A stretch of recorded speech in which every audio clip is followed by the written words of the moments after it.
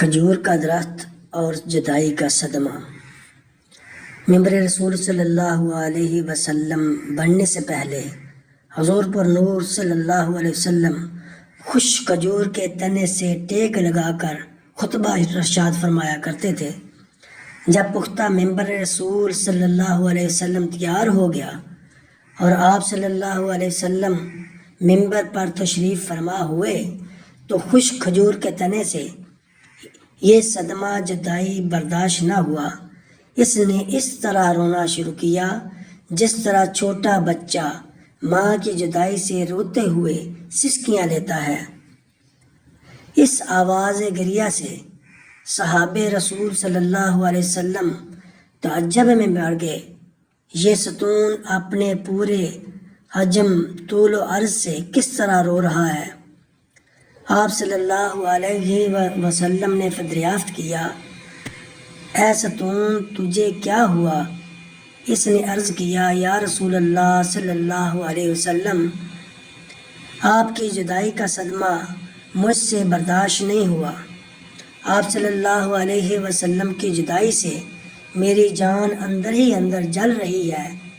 اس آتش غم کے ہوتے ہوئے آپ صلی اللہ علیہ وسلم کے فراق میں کیوں نہ آہو فغاں کروں؟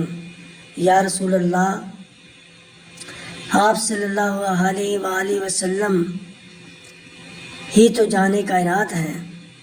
آپ صلی اللہ علیہ وسلم پہلے مجھ سے ٹیک لگاتے تھے، اب مجھ سے الگ ہو گئے ہیں اور میری جگہ دوسرا ممبر پسند فرمایا ہے۔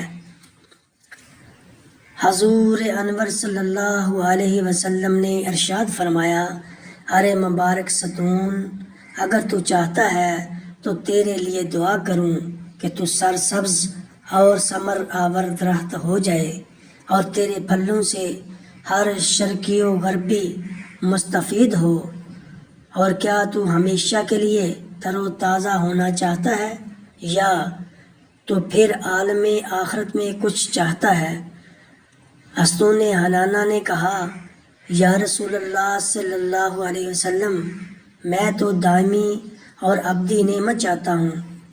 یہاں مولانا روم رحمۃ اللہ علیہ فرماتے ہیں، اے غافل، تمہیں اس لکڑی سے سبق لینا چاہیے کہ تم انسان ہو کر دنیا فانی پر گرویدہ اور آخرت سے روگرداں ہو رہے ہو، جبکہ ستون حنانہ نعمت دائمی کو نعمت فانی پر ترجیح دے رہا ہے۔